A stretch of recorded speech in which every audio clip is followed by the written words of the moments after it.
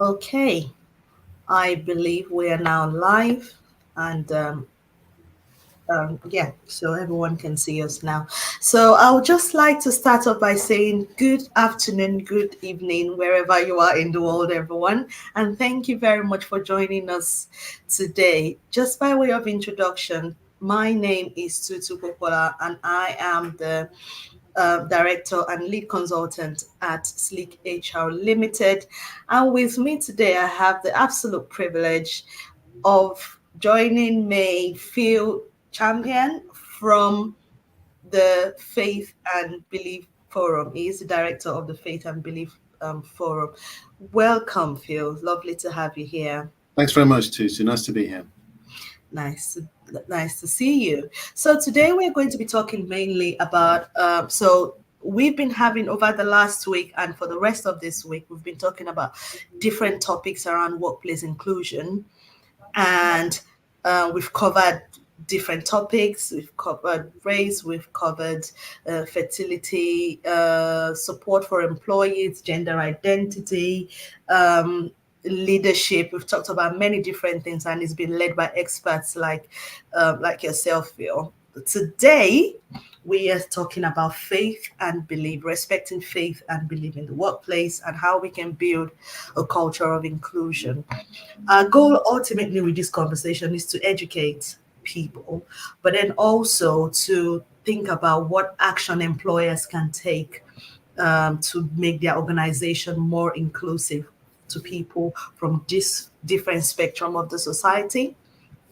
And that is what we're talking about today. So we're going to start off really um, talking about why do you think that this conversation is important? I've got my own answers, but I want to hear from you as to, talking about faith and belief at work. Um, Hmm. why is this important? Why is any of this even necessary? Why can't we all just hide, our faith or talk about that only at home? Why do we need to bring this into the world of work? Good question, and I'm sure it's something that a lot of people will be thinking about. I think for us, the importance really um, is in how faith and belief kind of connects with our sense of identity and who we are. And I Mm, think there's a lot of talk about bringing our whole selves to work, and being able to do that and express who we are. And I think faith and belief, our faith and beliefs, are a key part of who we are. Um, and I think if we don't do that, I think we're first missing out on a huge opportunity really to get to know each other better, but also to harness the kind of really positive aspects of faith and belief, and the way in which it helps understand other people's identity. It helps kind of connect with our understanding of our employees and get the most out of them, and also to kind of harness the kind of creativity and positiveness of our faith and belief. So we're sort of missing out if we don't do that.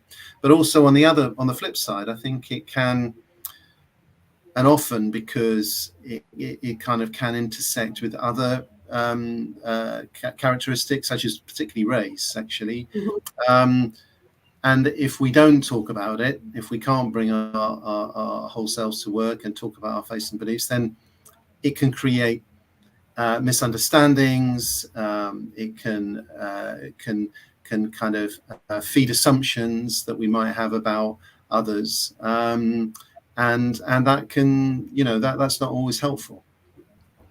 Thank you very much. That's actually quite good. I haven't considered the intersection of faith and race. Being a Black woman and a Christian as well, there is definitely an intersection between, obviously my race, because a lot of because of how I've grown up, and also there is also as part of my upbringing, race and faith has intersected quite a lot. Mm. Um, and it really forms a big part of my identity, and I would imagine it would be for Muslims, people of other faith, and also of people of no faith as well. There is an intersection there, and it's a good way to get to understand people a little bit more. So looking at all the positives that you've said here about why we need to be having this conversation, why do you think they're not happening? Because for whatever reason, we seem to be very comfortable to talk about the different other protected characteristics and identity that people have. But why do you think that faith, belief, religious observance, and not they don't feature enough when we talk about workplace DEI? Yeah, I think a lot of it is because it's unfamiliar. I think for a lot of time, many years, I think religious faith, particularly. I should say the Faith and Belief Forum encompasses all faiths and beliefs, including non-religious belief. But I suppose I'm thinking particularly about religious faith. That it's for a long time perhaps been thought of as something private. You don't talk about it at work. It's a kind of personal thing. I think we've therefore not learned how to talk about it, perhaps, or there's a sort of unfamiliarity about it, and therefore a nervousness about it. I think also it does connect with I think a lot of maybe issues that sort of come into our communities that I think make us a little bit wary of raising the issue of faith and belief. So I think it's partly unfamiliarity. I think partly it's nervousness, and we're just not very good at doing it. Somebody said to me once that living in a multicultural society, which we do, is a bit like riding a bike. You're not born being able to do it, so you've got to learn how to do it. But actually, when you start doing it, it's actually quite fun, and once you've mastered it, you never forget. But I think we kind of struggle to get on the bike in the first instance, really, because we're a bit nervous. We're not sure about what it is and how to kind of proceed. So I think it's not surprising for those reasons that it's fallen behind. I think the other protected characteristics that employers are much more familiar with, and perhaps there's more guidance and familiarity with dealing with it. But faith is definitely bringing up the rear, really. Yeah. Although we do say that, what you've said, that the other employers are more familiar with the other protected characteristics as opposed to faith, I would probably say not entirely either, because there are still some conversations that in 2024, in this day and age, we're still struggling to have properly, or should I say we're learning, if I could borrow from your phrase, we're learning how to have those conversations. And certainly faith is not one that we've learned to do properly. And when I say faith, I also think faith, belief, and non-belief as well. So it's all encompassing. Looks like, thank you for joining us. Sometimes I do forget that there are people actually watching, and I just carry on talking. Thanks to everybody that is joined Phil and I for today's conversation. Please continue to post your questions and comments in the chat, and we will pick them up as we go. Someone's asked a question. Let me bring that up on the screen. And Dave said, thank you for that question. Dave said, do you think people shy away from talking about faith as they often only know what they see in the media, and they worry they will offend someone or say the wrong thing? Yes, I think that's definitely a factor. And I think but I think the media is definitely a play here. But I suppose when I think about the difficulty or uncertainty about talking about faith, I sort of go back to my own experience. I was brought up in a kind of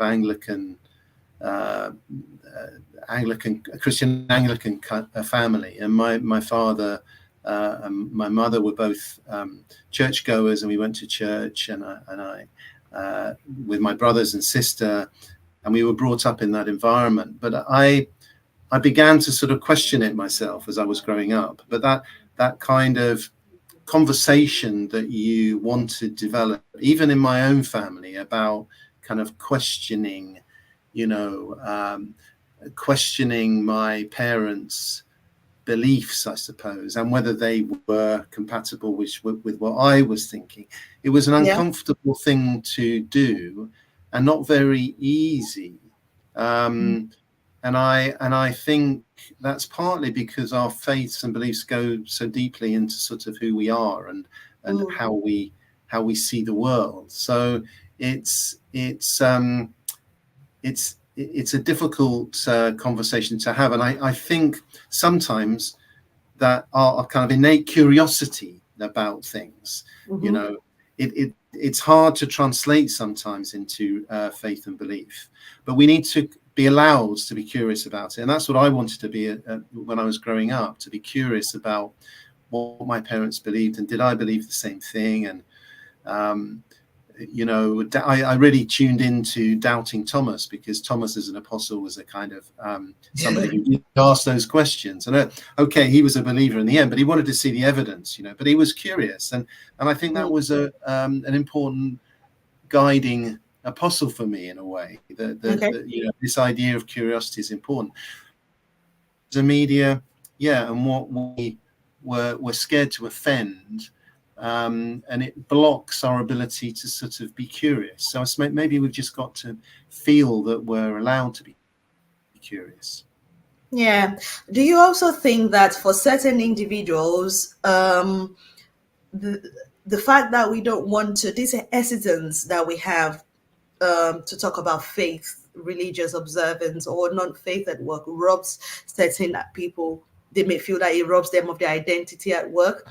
Let me give you an example of that. We are a bit hesitant to discuss issues of race, for example, and then there is an additional layer of faith and belief, which we also don't want to discuss. So for somebody who is Black, for example, and then of faith, so they kind of feel like, okay, it almost feels like they don't have the permission to be who they are at work to an extent. So two things that are important for in terms of my identity: my faith and my race. And these are two topics already where people feel a bit uncomfortable to talk about. Do they even want to see me? Do they want to talk about me at all? Or should I just try and blend in and keep my head down? Do you understand where I'm coming from? So I feel like to a certain extent, we are hurting the possible cohesion of our teams where everybody decides. I don't think we actually decide not to talk about these things. I think we just, is in the subconscious, would you say? I don't think get off and say, oh, we're not going to talk about faith, and we're not going to talk about race or whatever. I think it just tends to happen. Yes, and I think this point here about being worried to offend somebody or saying something wrong, I think yes, that's often what holds us back, and maybe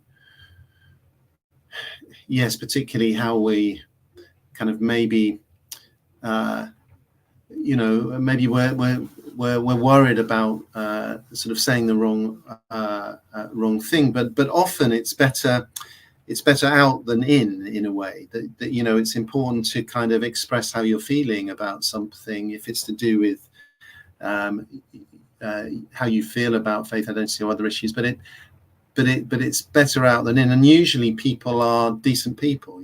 We may inadvertently say the wrong thing, or we might hear somebody who has a different view to us, but generally people are okay, and I think it's important to allow curiosity. Going back to this issue of curiosity, and if we stop being curious, I mean, going back to the workplace, if we stop being curious, then surely that's not good for business or for kind of how teams work. That surely is something that we need to nurture, as we should nurture critical thinking, and therefore not believe everything we read in the media. So I think it's about taking ownership of that conversation in the workplace. And yes, it may mean it might be uncomfortable. It may feel uncertain to begin with, but I think it's important to take that step, really. But there are, I have to say, I think there are lots of sensitivities around faith and belief, and particularly the intersection with other identity characteristics. And we've seen the sensitivity recently. I mean, we know that conflict in the Middle East is having a huge impact on how people are talking or not feeling they can talk about how they feel about certain issues related to race and faith. We've seen the riots over the summer, which I think was a reminder of this intersection of issues really about identity change, immigration, but Islamophobia is very much there, and how it relates to people's faith identity. So I think it is hard. So the point I was going to make is that it is important to take this step into exploring identity and faith identity, but we do need to learn how to do it well. It's not always easy or straightforward to do it well. So I think, going back to the bike analogy, we do need to learn, and I think it's important to provide employers with support to be able to help their employees have those conversations, and navigate some of the sensitivities and complexities. That's a really good point that you've made. Thank you very much. Talking about the intersection of race and faith, and then linking it to recent events that's been happening in the Middle East, and also here in the UK, actually, that's been happening as well. There is also a bit of sensitivity, I would say, that I've observed with intersection of faith and gender identity, sexual orientation as well. There is sometimes almost an assumption is being made that you've got to be one or the other. If you're this, then you're automatically against that, and if you're here, you're automatically against the other. So do you want to speak a little bit about that? Yes, sure. I mean, I agree with you, Tutu. I think if you're kind of highlighting an important issue, which I think is that if you are a person from the LGBT community, but also a person of faith, then often it's hard for you to feel, or for people who have those kind of intersecting kind of parts of their identity, often difficult to receive support from the faith institution, because there's a if you like a challenge there for many kind of faith institutions to accept people from that community. Sometimes, I'm not saying always, but I don't want to generalize, but that can often be a tension. But the consequence of that can also be that LGBT support services are often they find it quite difficult to trust faith institutions. So if you're from both, if you have an identity that is both LGBTQ and also a religion, religious as well, I think it's hard to get support from either a faith institution or an LGBT support community. So I think that is you're sort of caught in no man's land in a way. So I think there is a real challenge there. That's something my organization is trying to address. by looking at that particular issue. So I think, again, that highlights this kind of complexity around the intersection of all our kind of identity characteristics that makes understanding who we are and expressing who we are often rich, but often challenging. Yeah, I'm going to come back later to the work because I'm really interested in the work that the Faith and Belief Forum are doing. And I want to thank you for the work that you're doing because I think it's very important, it's very critical. I will come back to that in a moment because I want to give you time to be able to talk to us a little bit more about that. Someone has asked a question. I'm going to try and bring that up on the screen now. Earlier, you talked about we need to learn to have these conversations when you gave the analogy of the bike. Someone's asking us, how and where do we learn how to have those conversations to support employees of different faiths effectively? And should I also add of no faith as well? Yeah, absolutely. I mean, we know that just over 50% of people in this country don't affiliate with a religious faith, but that also highlights a complexity, because the people of no religious faith who will have that label, there is a huge amount of difference and complexity within that particular group. So so it reminds me of the importance of remembering that our individual faith and belief is the most important thing for us to kind of identify with and be able to express. But going to this question, it kind of segues into this question a little bit, because I think where do we learn to have these conversations? I think there are organizations like the Faith and Belief Forum, but there are others that I think can provide guidance and also bring ideas into organizations. For example, we provide sessions, they can be face-to-face or online, which are about bringing people of different faith and belief backgrounds together to talk about their own faith and belief. So the focus here is very much on the I, because I'm very conscious, and I think we all are, of how if you generalize about what Muslims think, what Christians think, what humanists think, then you soon get into deep water, because everyone is different and everybody has a different take on their faith and belief and what it means to them. So I think what we do is we bring in people who identify with a different religious faith, but they tell their own personal story about what it means to them, how they got to be a Christian or a Buddhist, what it means in terms of how they lead their lives, and it stimulates some conversation.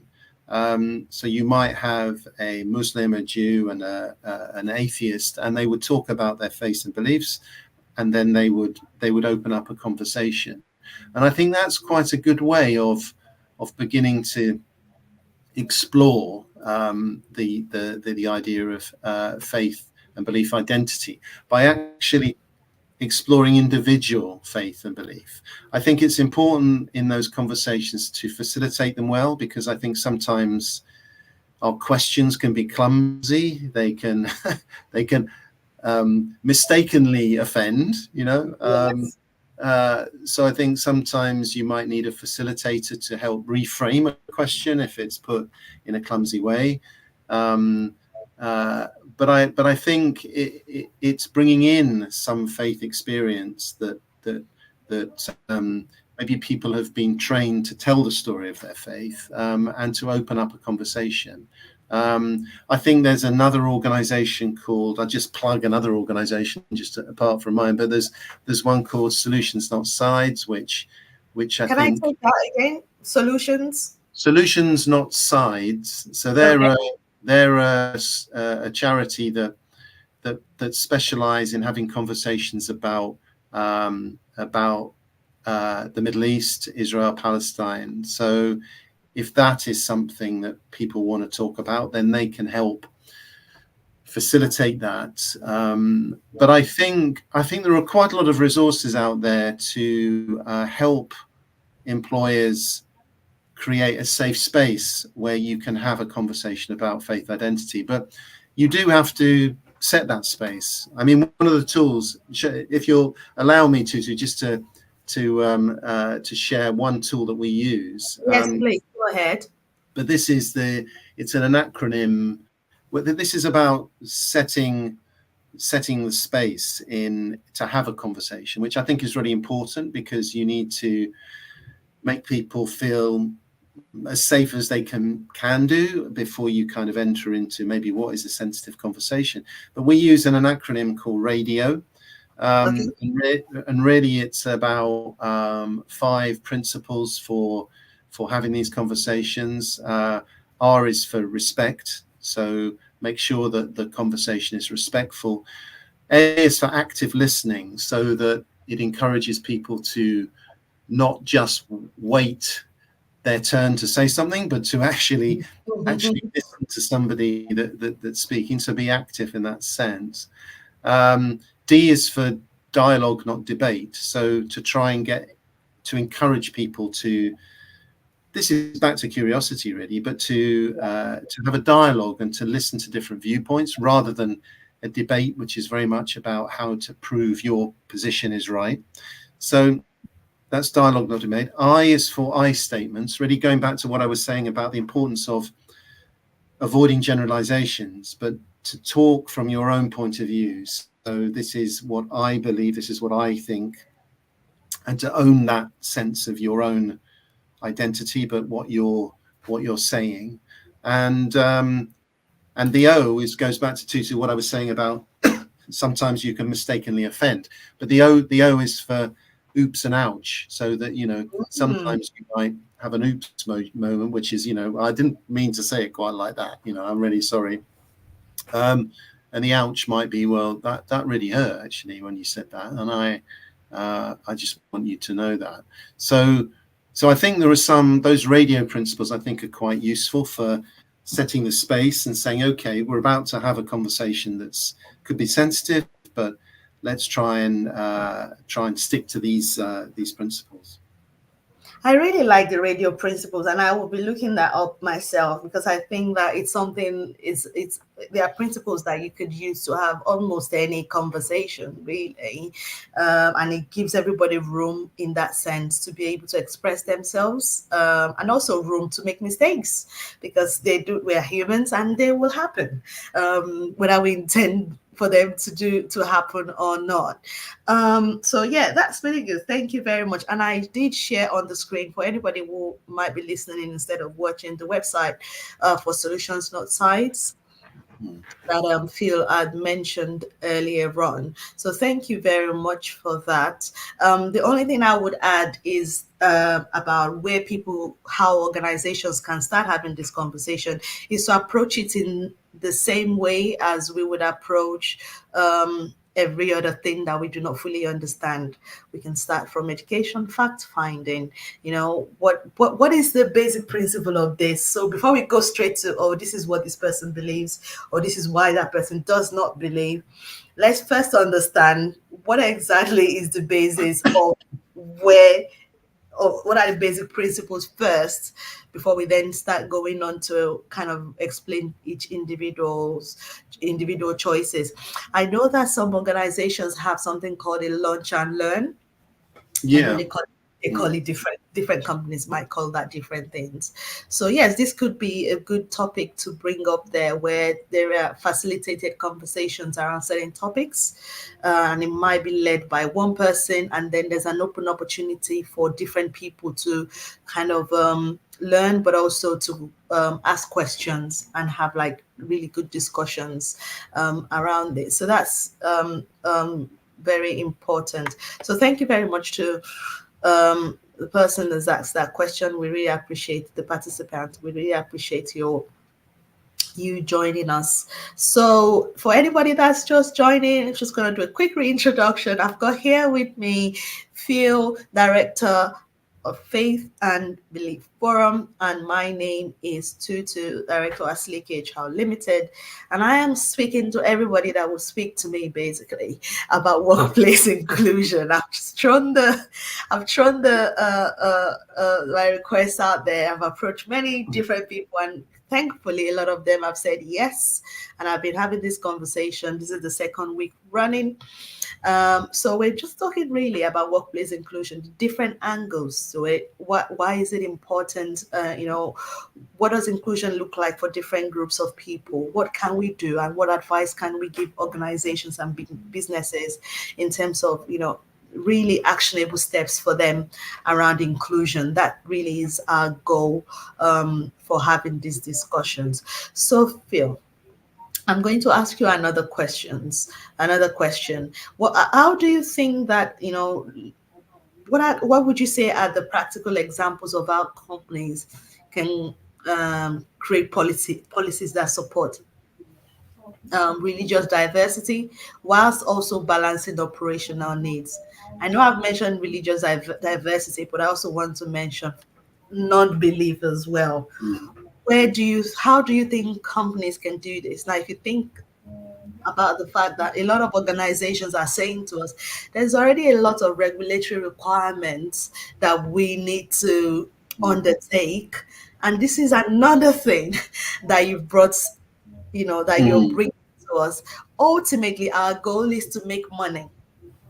Okay, depending on what type of business it is. Our goal here is to do business. And now there's all this extra stuff that we've got to do now, create inclusion. We need to think about, the different people in society, and we need to do all of that. But how we need to balance this with our own operational needs. If there is, I don't know, a business leader watching this now, watching it on replay, what would you say to them? Mm. I might say first that, and you will probably know much more about this than me, Tutu, but the younger people entering the job market now are getting increasingly discerning about employers and their kind of attitudes towards inclusion, and how their employer will enable them to kind of express themselves, and the values that employers embody. So I think for those just coming into the job market, I think that's a really important thing. I think as well, in terms of faith, I think in the sense that our faiths and beliefs sort of drive, often, they often are closely related to our values and what drives us. And I think for a lot of people, we're quite youth focused, but a lot of the people that we work with, they're very keen to kind of connect their values and their faiths and beliefs to the action that they take in society. So they're looking for, meaning. They're looking for making a difference in society. And I think, therefore, people's faiths and beliefs are very important to that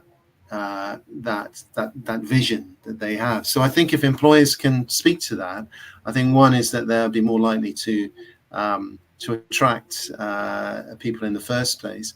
And I think once you've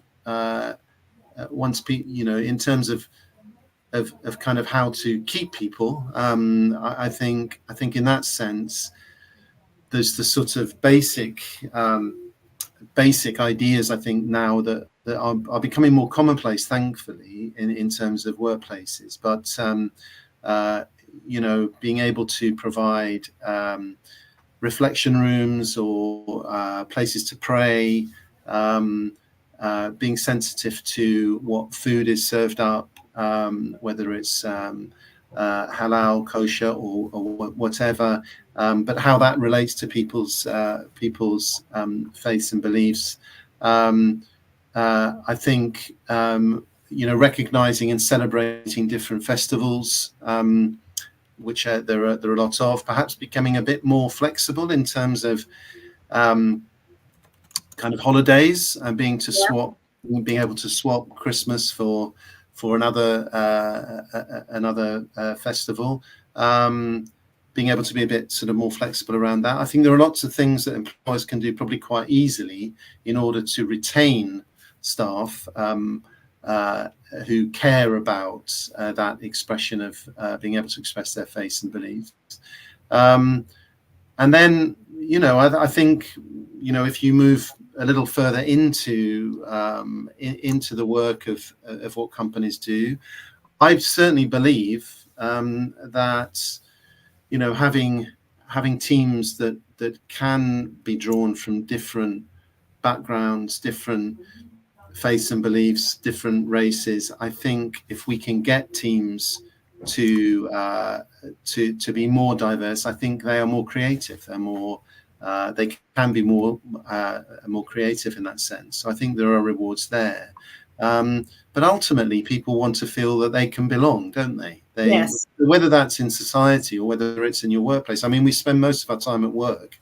People want to feel they belong there, and I think if you want to attract people and if you want to keep people, then part of that task of enabling your employees to belong is about enabling them to express who they are and see other people who they can identify with. So I think that's all to play for employers, and I think faith and belief is an important part of that. Thank you so much. I've been taking notes very quickly as I can, and some of it is being scrolled on the screen. I think you've really touched on a lot of different points, recognizing and celebrating different religious festivals, giving people the opportunity to swap their leave days. For example, shout out to some of our clients that are doing that, where they're allowing their team members to have their own religious festivals as days off. So it's not just only on what's like publicly, should I say, the general public holidays, but also for those who have specific holidays across the year, giving them the flexibility to be able to do this. I can testify that has been a big hit with a lot of employees, where they're really pleased about that. And also around providing reflection rooms where possible. I think there is an assumption, if I can dwell on that a little bit, that when you provide a reflection room or a prayer room, for example, it has to be for specific religion, and they're the only people that can use that room. And some people are saying, well, we can't possibly have a room for every different religion. That's not practical. But I can say that I have worked with organizations who don't necessarily have one. Who have reflection rooms, and people of different faiths and no faiths. I've been able to, someone of no faith and belief, I've used them just to maybe just have a moment of calm and rest during their working day, and that's worked out quite brilliantly.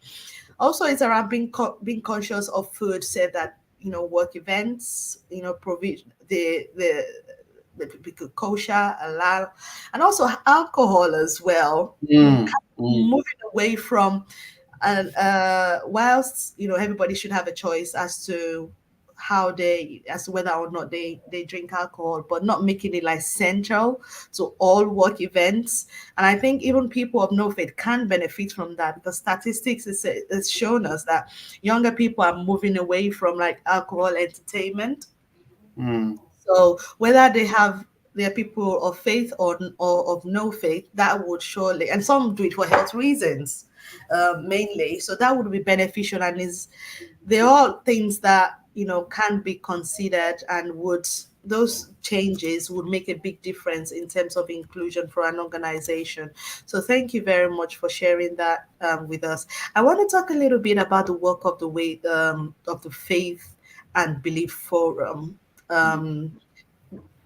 Obviously, been on your website. I've had a look around, and I've liked what I see, and I particularly like the fact that you're not just for religious you're not only supporting people of faith or people that are of certain religions, but also people of no faith as well. Can you tell us a little bit about how all of that came to be?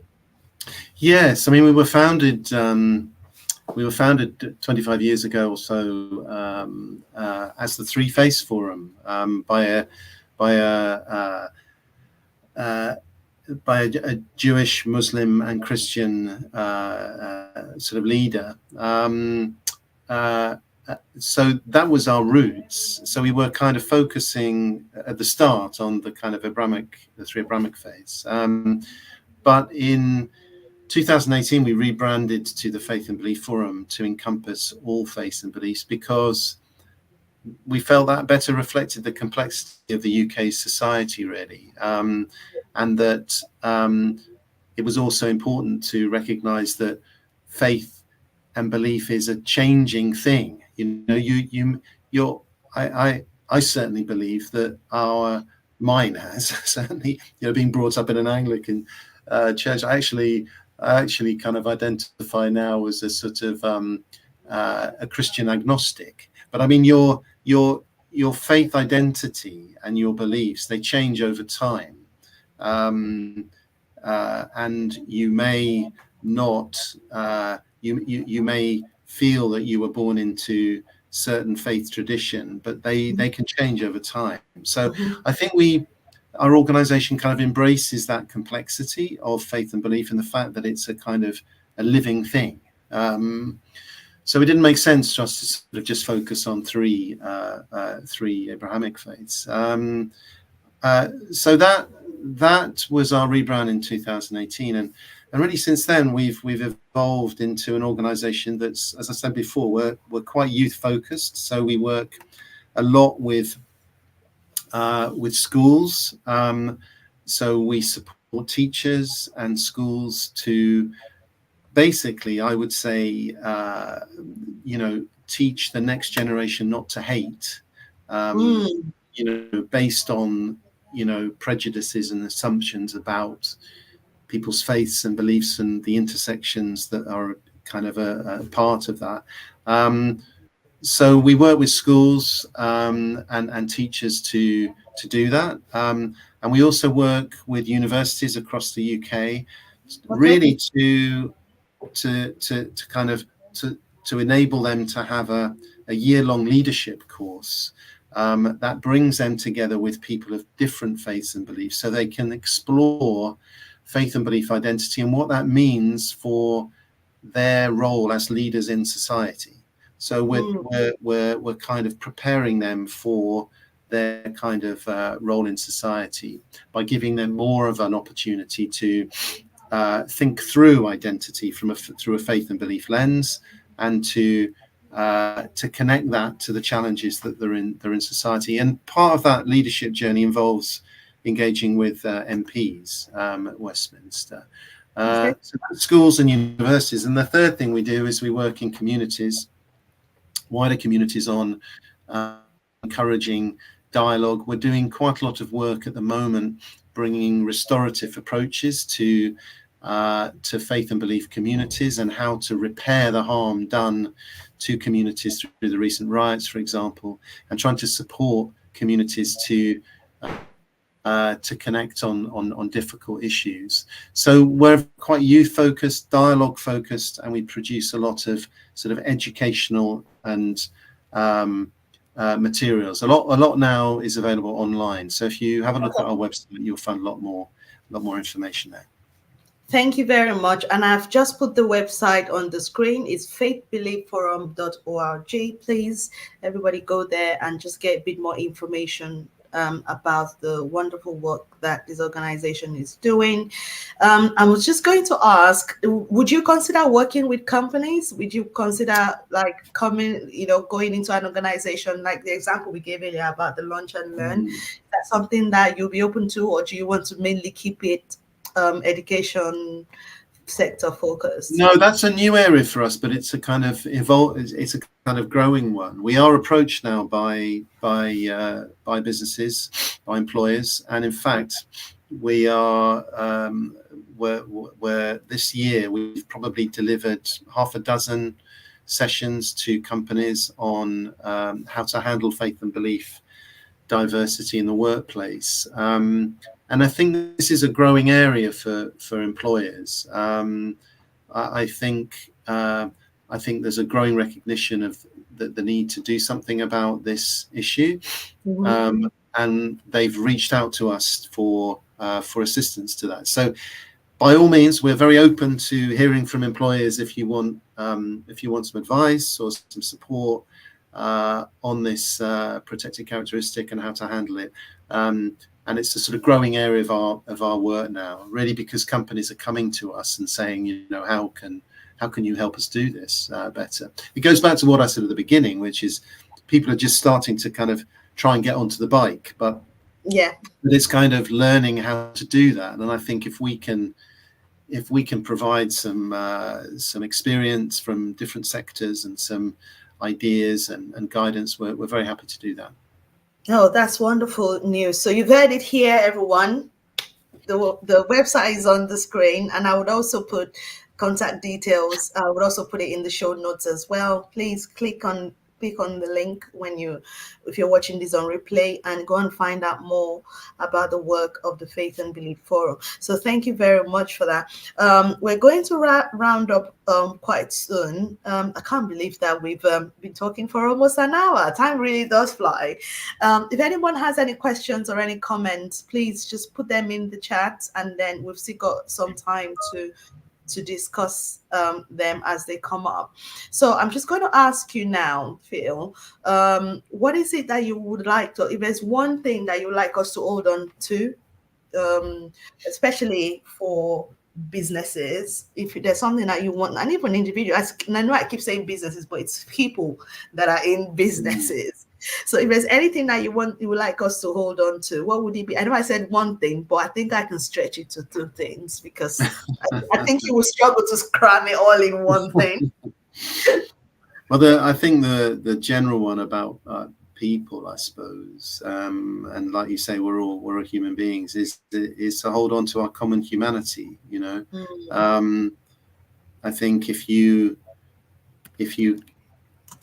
can connect through the layers of complexity of what we kind of see as our identities, and the differences that they embody, at the core we are all human beings, and I think keeping hold of our common humanity is really important, particularly at the moment when I think we can be divided and polarized because of different things we read in the media or we see going on in the world. So it's really important for us to hold on to our common humanity. And maybe what I said before, this is the second thing, and then I'll have a third thing. But the second thing is I think be curious. Let's be curious. Allow ourselves to be curious. Allow others to be curious, because it's through that curiosity that we can better understand each other and better understand ourselves. And when it comes to workplaces, I suppose, I think there's a dual challenge for employers, and I think one's external facing and one's internal facing. And I think the external facing one is I would encourage employers to join the movement for good best practice when it comes to handling faith and belief in the workplace. So let's sign up to that. We on our website you'll find a charter for faith and belief inclusion, and over 80 companies and employers are now signed up to that. But that's a kind of organizational commitment, isn't it? It's not saying we can do it well yet, but it's saying we're committing to this. So that's the external facing one. So embrace this, engage with it, commit to it. And then the internal facing one is really how to kind of support the employees in having those conversations. And there it's, goes back to that learning and curiosity. So it's creating those spaces ready for interaction, and those spaces, and reach out for help if you need it. But it's but it's having the curiosity and the commitment to trying some things out, and to having those conversations that I think once you have them, you'll find that they're rich and they can really be so positive. But it's let's just get on the bike and learn. Yes, I really like the analogy of the bike. Let's get on the bike. Let's learn how to ride it. We might ride it very awkwardly, but how else are we going to perfect it if we don't even start? So let's get on the bike. Let's start riding it. Let's reach out for help if you're a business and you need it. Um, don't shy away. Be curious about it, ask questions, and we should allow ourselves to be curious, and it's how we can better understand ourselves and also others as well. Wow, I feel like I've had a full session sitting here listening to you, and I feel like I could do even more time, but I'm going to be respectful, of your time and of everybody's time as well.